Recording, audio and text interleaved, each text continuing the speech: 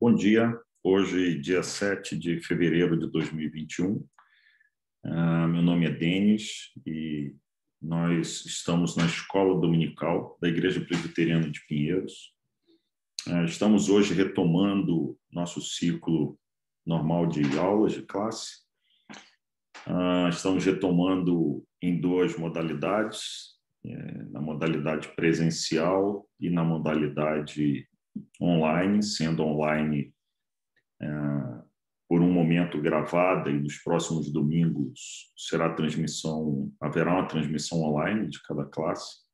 Portanto, seja bem-vindo nesse retorno, que Deus nos abençoe, que Deus nos ajude, que Ele nos dê graça, para que a gente possa estudar a Bíblia, que a gente possa estudar a sua palavra, e que esse seja um tempo oportuno para Deus falar ao nosso coração, para Deus mudar o nosso pensamento, transformar os nossos valores e assim nos levar para mais próximo da pessoa de Cristo. Que esse seja um tempo legal. Fico feliz da gente voltar. A gente não consegue aqui falar versículos decorados nessa modalidade ainda. Em breve a gente vai conseguir, portanto, não deixe de decorar os seus versículos. E, por fim, seja bem-vindo. Que você curta esse tempo, que seja legal para você, que seja um tempo gostoso para nós. Vamos orar para a gente começar? Pedir a Deus para que o seu Espírito revele ao nosso coração a sua palavra e a sua vontade, e assim nos ensine. Deus, obrigado por esse tempo aqui, obrigado por essa oportunidade, pelas ferramentas que estão à nossa disposição, que elas nos ajudem no ensino e no aprendizado da Tua palavra. Que o Senhor se revele a nós como expressão de vida, como expressão de fé, de consolo, de correção. Que o Senhor mesmo se revele a nós através da Sua palavra e que o Espírito do Senhor fale ao nosso coração. Que, ó Deus, em nome de Jesus, o Senhor não olhe agora para a nossa imperfeição, para os nossos pecados, nos perdoa e nos ajuda, ó Deus, nesse tempo que vamos passar juntos aqui.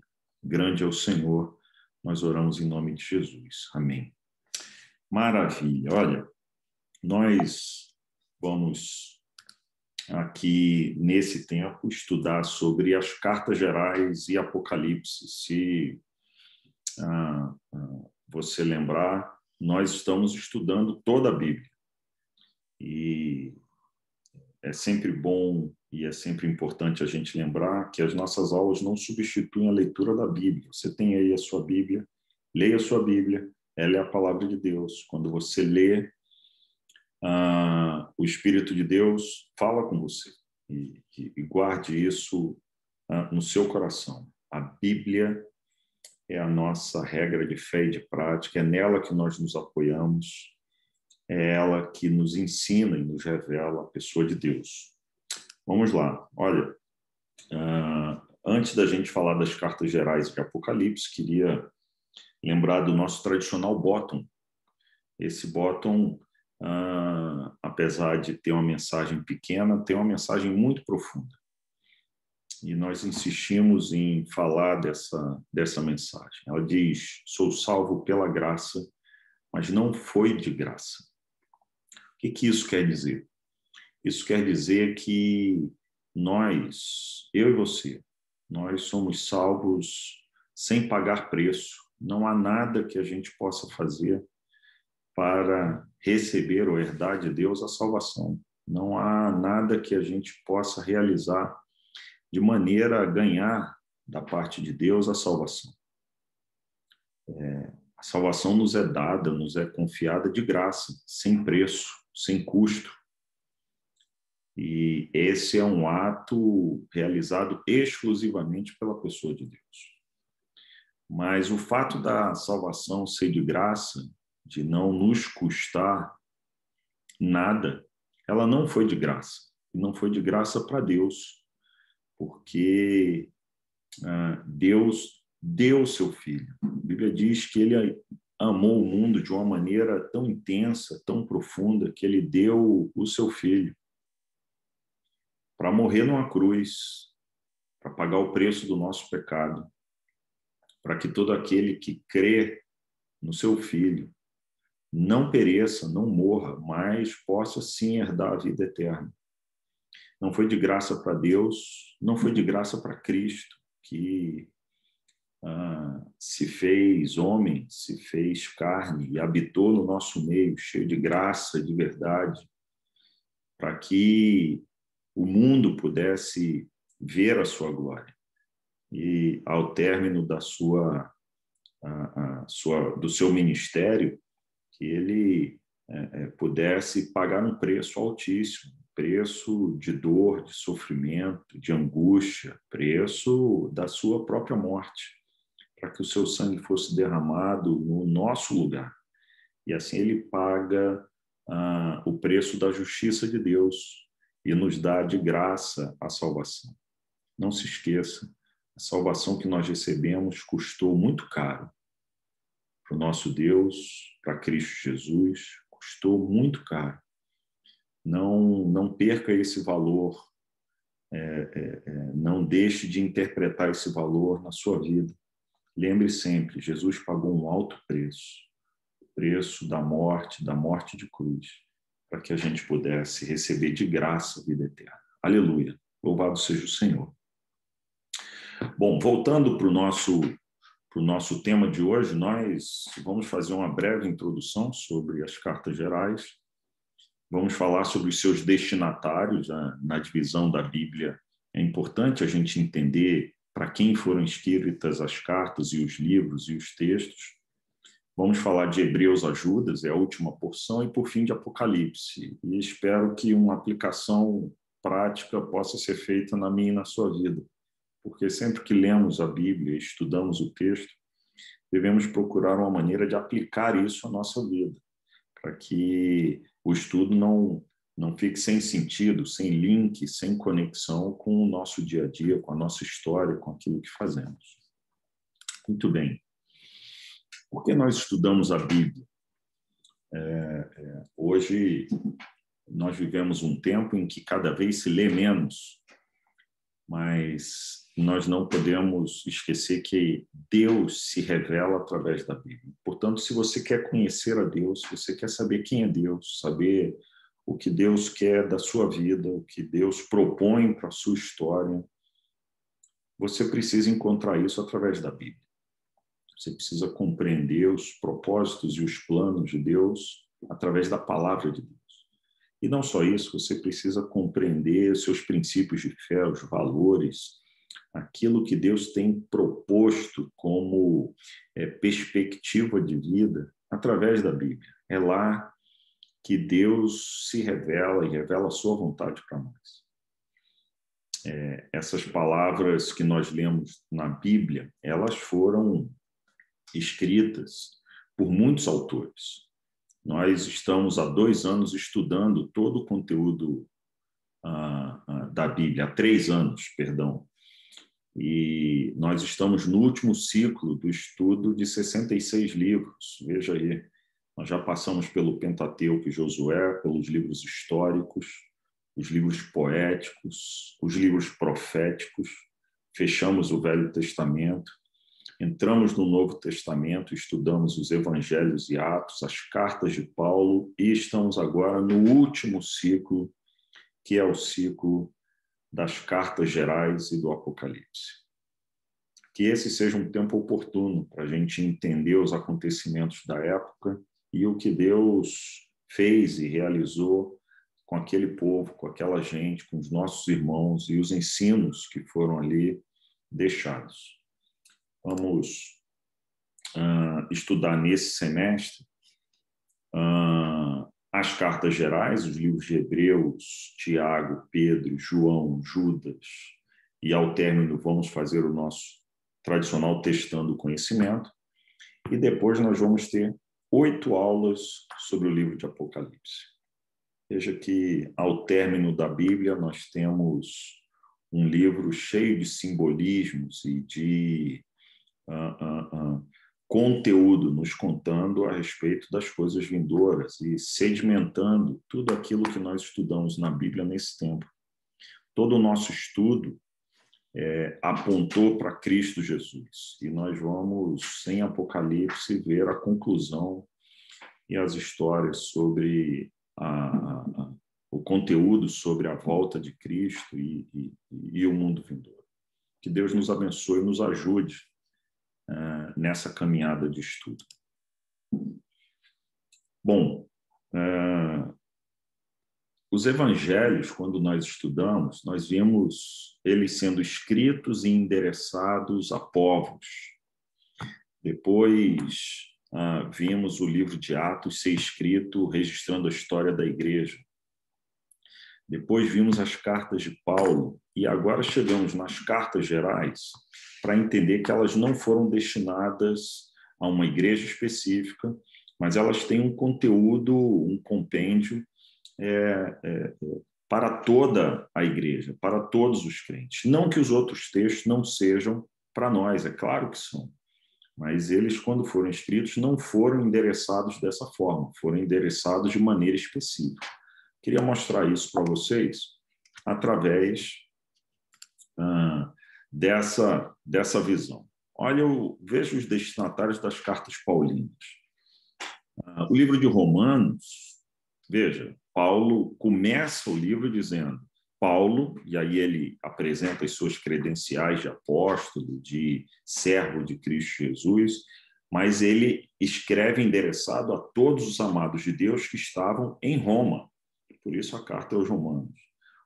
As cartas a Coríntios, Paulo abre o texto da carta dizendo Paulo, a igreja de Deus em Corinto, Gálatas, as igrejas da Galácia, Efésios, aos santos que vivem em Éfeso, Filipenses, a todos os santos que vivem em Filipos, Colossenses, aos santos que se encontram em Colossos, Tessalonicenses, a igreja dos Tessalonicenses, Timóteo, a Timóteo, Tito, a Tito, Filemon, ao amado Filemon. Veja que essas são cartas com destinatários específicos a pessoas ou a igrejas por onde Paulo havia passado, ou igrejas que ele havia plantado e colaboradores e filhos na fé que ele teve durante as suas viagens missionárias. Agora, quando nós olhamos para as cartas gerais, nós vemos que elas têm um direcionamento diferente. Por exemplo, Hebreus não tem um destinatário específico. Hebreus é uma carta escrita a todos nós, a toda a igreja. Ela não é direcionada especificamente a uma pessoa ou uma igreja. Veja a carta de Tiago. Ele escreve às 12 tribos que se encontravam na dispersão. A gente vai falar um pouco mais disso à frente, mas Tiago escreve numa época em que a igreja havia sido dispersa por um início de perseguição.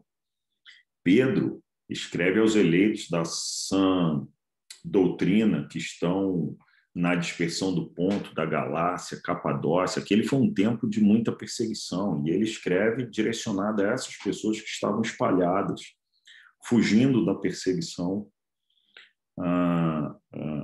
e vivendo os desafios da perseguição. Veja, João não tem um destinatário específico, provavelmente foi escrito a um grupo de cristãos. Segundo João,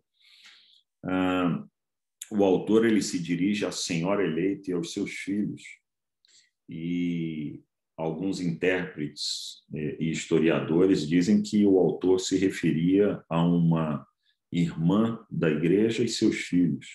Outros intérpretes e historiadores dizem que essa é uma analogia à igreja como senhora eleita e aos seus filhos, os crentes em Cristo Jesus, aqueles que fazem parte da igreja invisível. A terceira carta de João é a única carta que é dirigida a uma pessoa. Ele escreve ao amado Gaio. Judas escreve aos chamados, amados em Deus Pai, escreve para todos nós.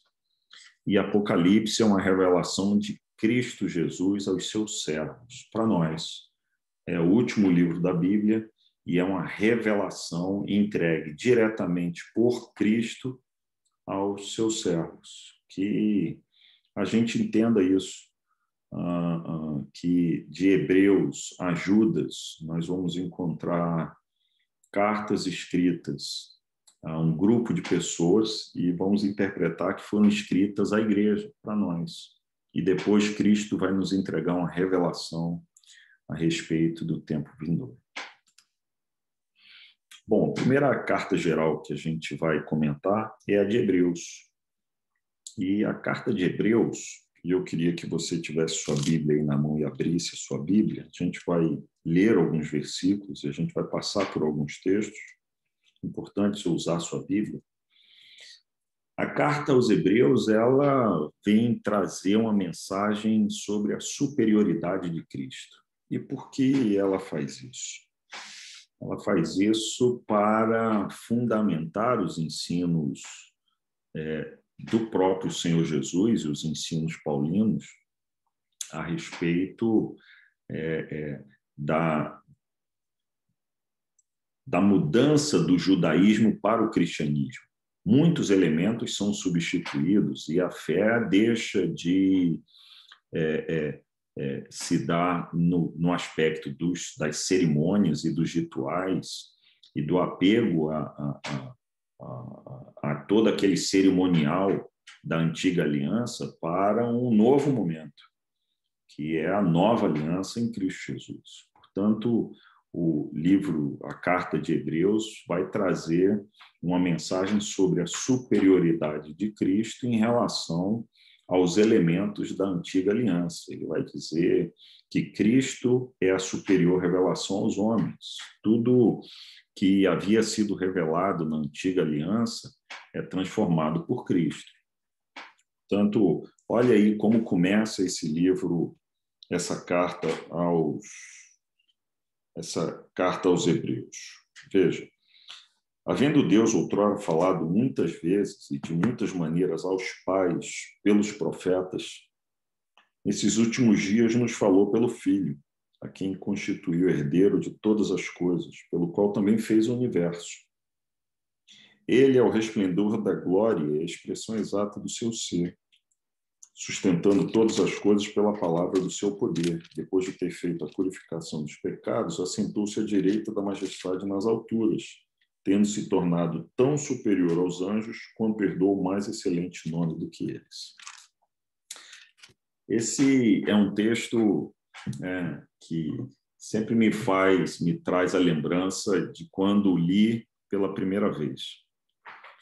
E veja, havendo Deus outrora falado, Deus sempre se revelou em toda a história e se revelou através da palavra, e se revelou através da palavra falada por profetas, por homens que receberam da parte de Deus uma mensagem para transmitir à humanidade. E Deus se revelou e falou muitas vezes, de muitas maneiras, pelos profetas, por aqueles que receberam de Deus uma mensagem para transmitir. Mas ele vai dizer que nesses últimos dias nos falou pelo Filho. A mensagem do Filho, ela não está em dissonância ou em desacordo com a mensagem entregue pelos profetas, mas ela traz a superioridade da pessoa de Cristo. Agora é o próprio Deus falando e trazendo a sua mensagem de salvação e a sua mensagem de ensino a cada um de nós. Veja a superioridade de Cristo também expressa no capítulo 3, olha aí, no início do capítulo 3. Por isso, santos irmãos, que participais da vocação celestial, nós somos vocacionados, somos chamados para o celestial. Considerai atentamente o apóstolo e sumo sacerdote da nossa confissão, Jesus. Ele agora vai dizer que Jesus é o nosso sumo sacerdote, acima de todos os sacerdotes. O sacerdote é aquele que intermediava a relação do homem com Deus. Agora ele vai dizer que Jesus é quem intermedia a nossa relação com Deus. É através de Cristo que nós nos achegamos a Deus. o qual é fiel àquele que o constituiu, como também o era Moisés em toda a casa de Deus. Jesus, todavia, tem sido considerado digno de tanto maior glória do que Moisés, quanto maior honra do que a casa tem aquele que a estabeleceu. Veja, agora a carta aos Hebreus está dizendo que Jesus ele é superior ao sacerdócio de Moisés, que Moisés é um dos personagens, uma das figuras mais importantes para o povo judeu. E agora ele está escrevendo aos hebreus, que são os judeus, dizendo, olha, o ministério e o sacerdócio de Cristo é superior ao de Moisés. E ele cria essa relação de substituição. Ele segue no livro dizendo que Cristo ele também é superior às alianças e aos rituais estabelecidos. E vai fazer isso com muita propriedade. No capítulo 5, ele vai dizer Cristo superior ao sacerdócio da antiga aliança. Veja aí o versículo 1. Porque todo sumo sacerdote, sendo tomado dentre os homens, é constituído nas coisas concernentes a Deus, a favor dos homens, para oferecer tanto dons como sacrifícios pelos pecados. Versículo 5. Assim também Cristo, a si mesmo, não se glorificou para se tornar sumo sacerdote, mas glorificou aquele que lhe disse, tu és meu filho, eu hoje te gerei. Como em outro lugar também diz, tu és sacerdote para sempre, segundo a ordem de Melquisedeque. É interessante como o autor ele vem substituindo os elementos de fé do povo judeu pelos elementos de fé do cristianismo. A fé do cristão estabelecida unicamente em Cristo Jesus, no seu ministério, na sua morte e na sua ressurreição, na expiação dos nossos pecados através do derramamento do seu sangue e da sua ressurreição. Então, Cristo é apresentado no livro de Hebreus de maneira superior a todo o cerimonial e todo o embasamento de fé do povo judeu. E isso fala muito para cada um de nós. Sobre a palavra, no capítulo 4, há um texto aqui muito importante para nós. Veja o versículo 12 do capítulo 4. Porque a palavra de Deus é viva e eficaz e mais cortante do que qualquer espada de 2 gumes e penetra até o ponto de dividir alma e espírito, juntas e medulas, e é apta para discernir os pensamentos e propósitos do coração. Aqui o autor vem dizer que a palavra é que nos faz discernir os pensamentos, e é a palavra que gera fé. Lá no livro de Romanos há um texto muito interessante que diz que a fé vem pelo ouvir e ouvir a palavra de Deus. É a palavra de Deus que produz fé no nosso coração e nos revela quem é Deus. E uma vez a gente compreendendo a superioridade de Cristo na relação da fé, veja o capítulo 2 de Hebreus, como o autor traz um alerta muito importante. Ele vai dizer, por essa razão, capítulo 2, versículo 1, por essa razão importa que nos apeguemos com mais firmeza às verdades ouvidas, para que delas jamais nos desviemos. Se, pois, se tornou firme a palavra falada por meio de anjos, e toda transgressão ou desobediência recebeu justo castigo, como escaparemos nós se negligenciarmos tão grande salvação? Ele vem dizer, olha, como a gente pode escapar se a gente negligenciar essa salvação apresentada para nós, e ele começa dizendo, nos apeguemos com mais firmeza. Portanto, querido, nos apegar a Deus e crer que esse apego, essa relação com Deus, ela não pode ser negligenciada em virtude daquilo que a gente vive nesse mundo. O nosso bem mais precioso é Cristo. A superioridade de Cristo na nossa relação com Deus, ela precisa ser compreendida de uma maneira muito clara. Queria seguir aqui no texto, aproveitando aquilo que é dito, olha, capítulo 8, dá uma olhada aí no título do capítulo 8. A antiga aliança era o símbolo transitório da nova. superior e eterna, na qual Cristo é o mediador. O versículo 1 diz: ora, o essencial das coisas que temos dito é que possuímos tal sumo sacerdote que se assentou à destra do trono da majestade nos céus. Superioridade de Cristo no sacerdócio. Capítulo 9, os ritos, ofertas e sacrifícios mosaicos eram imperfeitos e ineficazes. Ora, a primeira aliança também tinha preceitos de serviço sagrado e o seu santuário terrestre.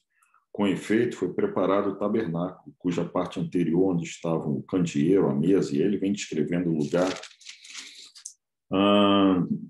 lugar santo. Versículo 6. Ora, depois de tudo isso, assim preparado, continuamente entram no primeiro tabernáculo os sacerdotes para realizar os serviços sagrados. Mas no segundo, o sumo sacerdote, ele sozinho, uma vez por ano, não sem sangue, que oferece por si e pelos pecados da ignorância do povo. Veja, o sacerdote tinha que levar sangue até o lugar mais íntimo do tabernáculo. Cristo fez isso por nós. E fez isso de uma vez por todas. Quando a gente chega no capítulo 11,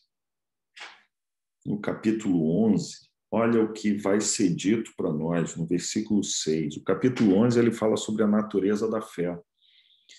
E ele descreve lá, logo no início, algo que parece complexo, mas pela fé se torna simples. Veja, ora, a fé é a certeza das coisas que se esperam, a convicção de fatos que não se veem, pois pela fé os antigos obtiveram bom testemunho. Pela fé entenderam que foi o universo formado pela palavra de Deus, de maneira que o visível veio a existir das coisas que não aparecem. Veja, há elementos que só podem ser trazidos à razão, à compreensão através da fé.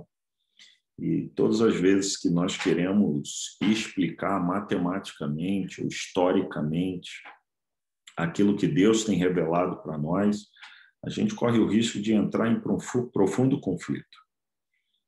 E o versículo 6 vai dizer para a gente: de fato, sem fé é impossível agradar a Deus, porquanto é necessário que aquele que se aproxima de Deus creia que ele existe, que se torna galardoador dos que o buscam.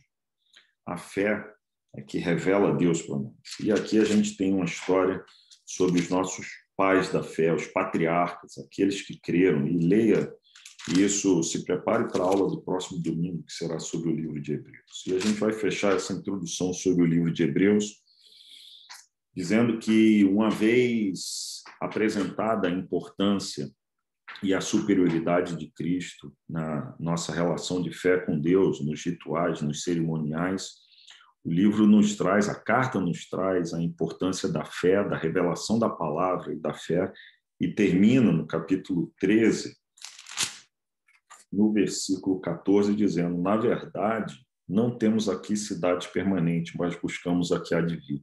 É pela fé que a gente espera a cidade que há de vir, a Jerusalém celestial, a eternidade, onde nós vamos passar a eternidade com Deus, glorificando a Deus. É isso que a Bíblia nos ensina, e foi para isso que Cristo nos resgatou, pagando o preço da justiça de Deus através do derramamento do seu sangue. Aleluia! Que Deus seja louvado, glorificado. Nós somos gratos a Deus por Ele ter nos chamado e nos atraído com amor eterno, apesar de nós, apesar dos nossos pecados. A segunda carta geral é a carta de Tiago, e ela traz algo muito relevante para nós e muito importante em todo o tempo, e no tempo que nós vivemos, fundamental. Tiago escreve aos irmãos, na verdade ele escreve à igreja que estava sendo perseguida e que fora dispersa. Olha aí o capítulo 1 de Tiago, versículo 1, diz: Tiago, servo de Deus e do Senhor Jesus Cristo, as 12 tribos, ou seja, a todo o povo de Deus que se encontram na dispersão, saudações. A dispersão porque a igreja havia sido dispersa e havia uma perseguição contra os cristãos. E ele começa essa carta falando, tratando de questões sobre provações. E como é importante a gente buscar em Deus sabedoria, para que a gente compreenda que toda provação ela é produzida de maneira positiva para nós, que a gente deve ter sabedoria para passar por ela.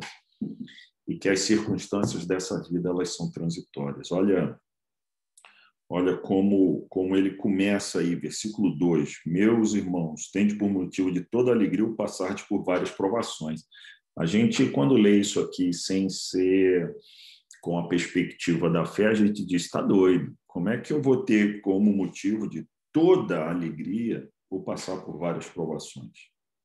Mas ele vem dizer que a provação da nossa fé, e ele está falando sobre provar a fé, uma vez confirmada, produz perseverança. Perseverança é algo fabuloso, incrível. Ora, a perseverança deve ter ação completa para que sejais perfeitos e íntegros em nada deficientes. A perseverança é que nos faz repetir e repetir e repetir e continuar caminhando.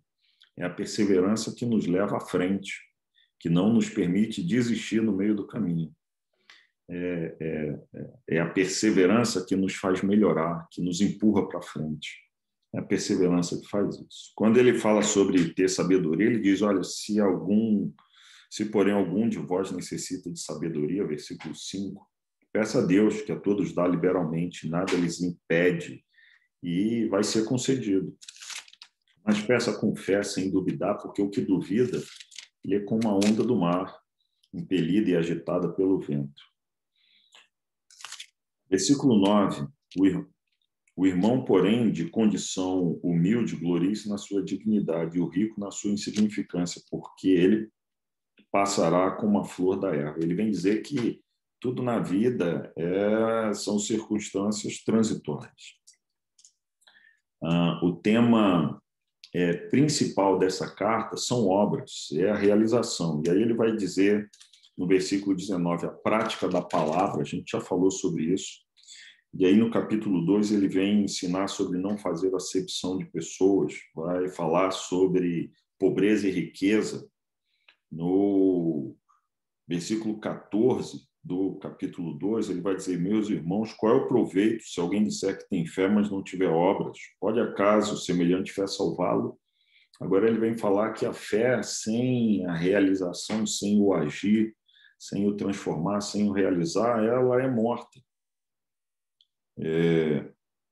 Ele vem falar sobre a necessidade da fé operosa, a fé que realiza, a fé que move as nossas ações. Portanto, falar e agir é fundamental. Falar e agir é cumprir o propósito de Deus na nossa vida. Veja como o crer sem realizar, ele aqui na carta de Tiago é comparado de uma maneira muito dura. Veja o versículo 19, ele diz assim, crês tu que Deus é um só? Ele está falando sobre fé. Você crê que Deus é um só? Ele diz, fazes bem. Até os demônios creem e tremem. Ele está dizendo, crer, até os demônios creem que Deus é um só. Mas nós que cremos, nós realizamos uma fé operosa e nós agimos na direção de Cristo, agimos na direção de que pela fé nós cremos que Deus vai nos fazer perseverar e perseverar na fé e perseverar em melhorar e nos tornarmos mais parecidos com Cristo. Capítulo 3, ele vai falar sobre a língua, sobre o dever de frear a língua, e ele compara a língua à capacidade de botar fogo numa floresta, e a gente sabe que é desse jeito. Às vezes a gente fala coisas, é a fé que nos ajuda a frear a língua. Ele vai dizer no capítulo 4, de onde procedem guerras e contendas que há entre vós? De onde, senão, dos prazeres que militam na vossa carne? Ele vai dizer, olha, toda contenda, tudo que há entre nós em efeito de guerra, nasce dos prazeres que militam no nosso coração. E aí ele nos chama a uma prática de boas obras. Aqui está escrito, ele põe acima de tudo a necessidade de agir e não apenas de crer. Nós precisamos agir. Existe uma expressão no mundo dos negócios, e vocês, se nunca ouviram, vão ouvir isso na jornada profissional de vocês, chamado walk the talk. Essa é uma expressão muito interessante. Aqui nesse quadro da direita, ele vai dizer every step counts, cada passo conta. Walk the talk, cada passo que nós damos, ou seja, cada atitude que nós tomamos, cada ato da nossa vida conta no walk the talk. O que significa o walk the talk? Significa andar conforme aquilo que professamos, que falamos, que dizemos, andar de acordo com os valores que professamos. Portanto, andar de acordo com a nossa fé é o walk the talk, é andar, dar passos, cumprindo aquilo que é o propósito de Deus para a nossa vida. Uma vida em obediência, uma vida em retidão, uma vida em santidade. Se nós pregamos isso, se falamos que somos filhos de Deus, se cremos em Cristo Jesus, nós precisamos walk the talk. Hoje, muitas organizações, muitas empresas têm um discurso desconectado da sua prática. Falam em preservar o meio ambiente, mas geram lixo. Falam em cumprir leis, mas sonegam impostos. Na nossa vida cristã, se nós dizemos que o diabo é o pai da mentira, nós não devemos mentir, não podemos mentir. Se nós falamos sobre oração, devemos orar. Se falamos sobre retidão, devemos andar em retidão. A frase que está no meio é show me, don't tell me. Me mostre e não fique apenas me falando. Não me diga, faça, mostre. Mostre a sua fé através das suas atitudes. E não se esconda de professar a sua fé. Não se encolha, não encolha o seu braço, não encolha a sua língua, não feche a sua boca, não perca a oportunidade de mostrar quem você é. Um cristão, uma cristã, alguém que foi chamado e transformado por Deus. Tiago fala sobre isso, fé e obras. Agir conforme falamos. Se cremos, agimos. Se cremos, realizamos obras. Que Deus nos abençoe e nos ajude no nosso walk the talk.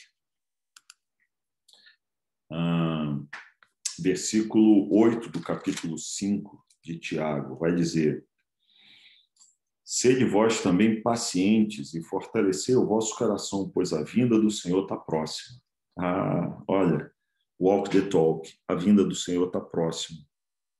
Sejam pacientes, fortaleçam o coração de vocês, que a gente ande conforme a nossa fé, que o Senhor nos ajude, porque a vinda do Senhor está próxima. Jesus está voltando. Maranata. 1 Pedro, perseverança em meio às provas. Abre aí 1 Pedro, capítulo 1, olha o que está escrito logo na abertura. Pedro, apóstolo de Jesus Cristo, aos eleitos que são forasteiros da dispersão, do Ponto, da Galácia, Capadócia, Ásia e Bitínia. Veja que aqui ele está falando dos eleitos que são forasteiros da dispersão. Eles são eleitos segundo a presciência de Deus, Pai, em santificação do Espírito, para a obediência e a aspersão do sangue de Jesus Cristo. Fomos salvos de graça, mas não foi de graça, foi pelo sangue de Cristo. Graça e paz vos sejam multiplicadas. Esse é um momento interessante. E Pedro, ele sabe que a dispersão e esse povo forasteiro, espalhado pela terra, fugindo da perseguição, ele vai trazer uma mensagem de esperança. Ele vem trazer uma mensagem de perseverar. A imagem que nós colocamos aqui desse homem empurrando essa pedra morro acima ela simboliza a perseverança. Não é fácil perseverar. Nós somos tentados e provocados e instigados diariamente na nossa mente, no nosso coração, nas nossas emoções, naquilo que nos é dito, naquilo que nós pensamos, naquilo que vemos. Perseverar não é simples. A perseverança, ela é um ponto importantíssimo da doutrina da salvação, chamada perseverança dos santos. E os santos perseveram. Queria dizer para você o seguinte: se você foi remido, lavado, resgatado através da ressurreição, da morte e da ressurreição de Cristo, quero te dizer, você vai perseverar. A perseverança dos santos não é algo do qual nós podemos fugir. Ela não nos livra de errar, mas ela nos garante que vamos continuar caminhando e perseverando. Portanto, naqueles momentos em que você for tentado a desistir e soltar essa pedra para ela rolar morro abaixo, lembre, os santos perseveram. Eles continuam caminhando na direção de Cristo. Eles não desistem. Nós somos feitos de um material diferente. Um material que agora tem o Espírito Santo, que veio e selou no nosso coração a salvação e os propósitos de Deus. Portanto, o Espírito habita em nós e somos feitos de um material especial. Nós vamos para a eternidade. Nós vamos e caminhamos para Jerusalém Celestial. Por isso, lá no livro de Hebreus, nós destacamos o versículo que diz: não temos aqui cidade permanente, mas buscamos a que há de vir. Veja aí, versículo 3, ele vai falar: bendito Deus e Pai de nosso Senhor Jesus Cristo, e é muito semelhante ao livro de Efésios aqui, que segundo a sua muita misericórdia nos regenerou para uma viva esperança. Queria destacar isso: nós fomos regenerados para uma viva esperança. Não é uma esperança morta, é uma esperança viva, eterna, que olha para frente, que olha para a eternidade, olha para o melhor, olha para a perseverança, olha para o futuro. E foi assim que Deus fez conosco. Olha o versículo 6, quando ele diz que somos provocados de diversas formas. Versículo 6, nisto exultais, embora no presente, por breve tempo, se necessário, sejais contristados por várias provações. Não são poucas, são várias. Ele diz, nisto exultais, embora no presente, por breve tempo, se necessário, sejais contristados com várias provações. Para que, uma vez confirmado o valor da vossa fé, perseverança, muito mais preciosa do que o ouro perecível, mesmo apurado por fogo, redunde em louvor, glória e honra na revelação de Jesus Cristo. Aleluia. Versículo 2, 18, vai dizer: servos, sede submissos com todo temor ao vosso Senhor. Senhor aqui está com letra minúscula. Capítulo 2, 18. Vou ler de novo. Servos, sede submissos com todo temor ao vosso Senhor, não somente se for bom e cordato, mas também ao perverso, porque isso é grato, que alguém suporte tristezas, sofrendo injustamente por motivo de sua consciência para com Deus. Olha, na submissão, as lideranças nessa vida, não importa se a liderança é boa ou ruim, a Bíblia nos ensina a perseverar.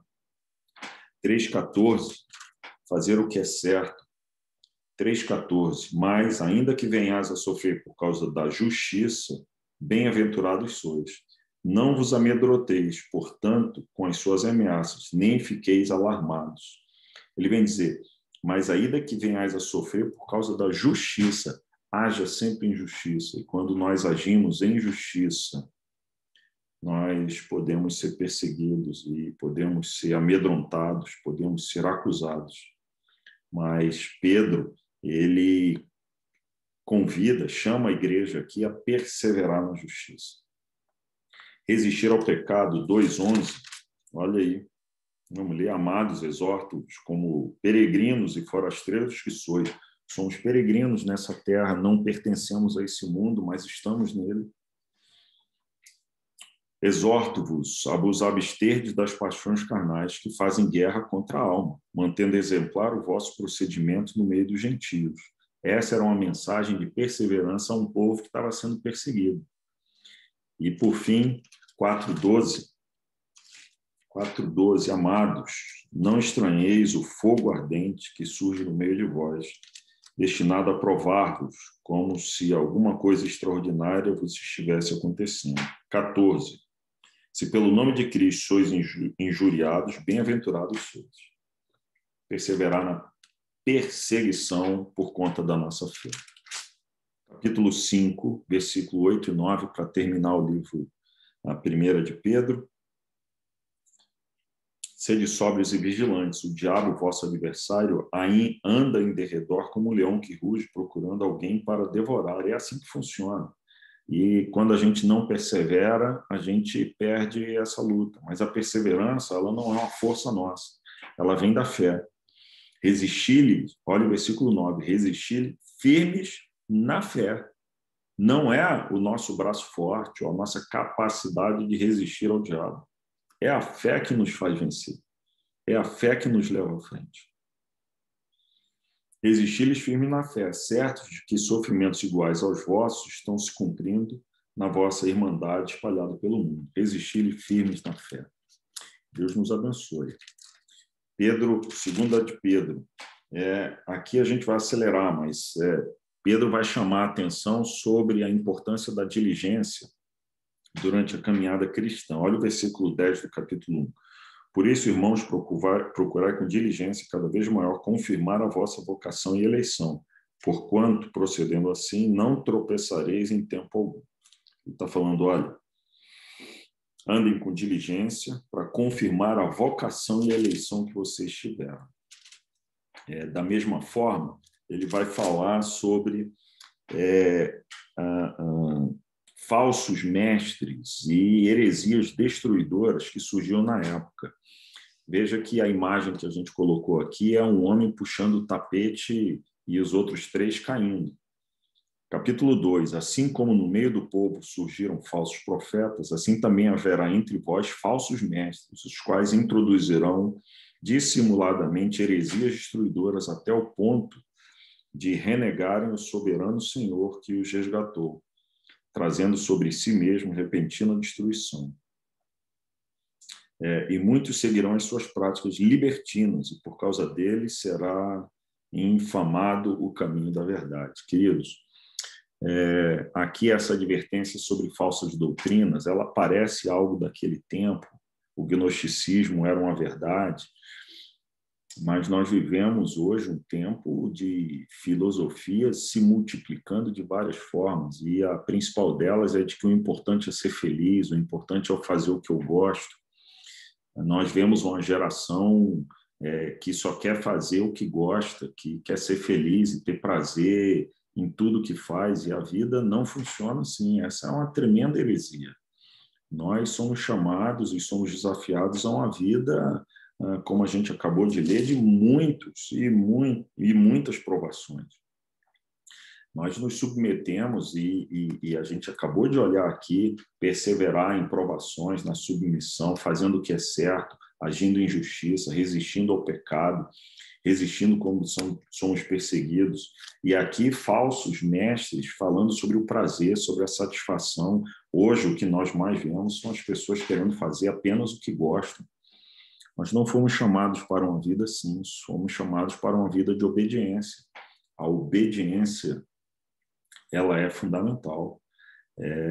Jesus disse que aqueles que o amavam obedeciam os seus mandamentos. Ele disse, aquele que me ama obedece os meus mandamentos.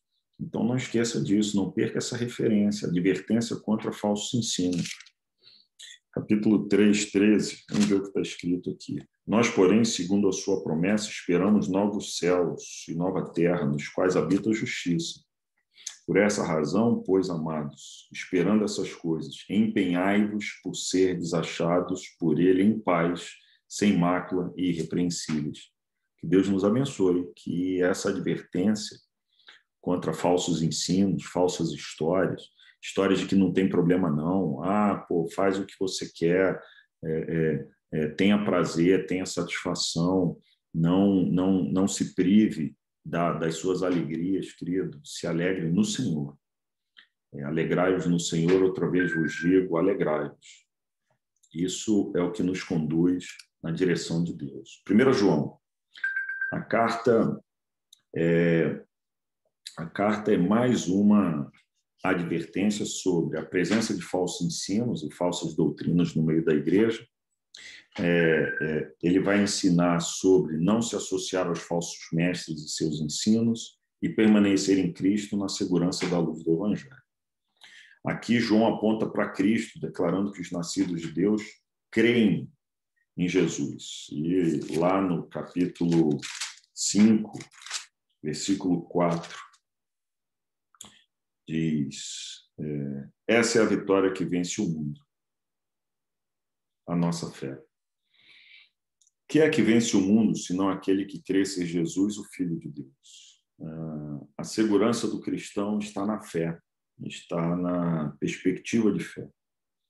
É a nossa fé que vence o mundo, não é o nosso braço forte, não é a nossa inteligência, a nossa capacidade. O que vence o mundo é a nossa fé. E aqui ele está se referindo ao mundo, ao pecado, ao distanciamento de Deus. É isso que nos leva a vencer o mundo. Segunda e terceira de João e Judas são textos muito semelhantes e eles voltam a falar sobre a perseverança dos santos. Essas cartas têm em comum muitas advertências no seu conteúdo contra falsas doutrinas. E nada mais atual do que falar sobre falsas doutrinas. Isso é extremamente atual e verdadeiro nos nossos dias. Segundo João 4, vai dizer: fiquei sobremodo alegre em ter encontrado dentre os teus filhos os que andam na verdade, de acordo com o mandamento que recebemos da parte do Pai. Fiquei extremamente alegre em ter encontrado dentre os teus filhos os que andam na verdade. Que você seja dos que andam na verdade. Que você seja desses que andam na verdade. E, por fim, a gente tem o livro de Apocalipse. Eu vou ler apenas 2 textos. O reino do mundo se tornou nosso Senhor Jesus Cristo e ele reinará pelos séculos dos séculos. Nós finalizamos e vamos deixar para estudar o livro de Apocalipse no seu tempo adequado.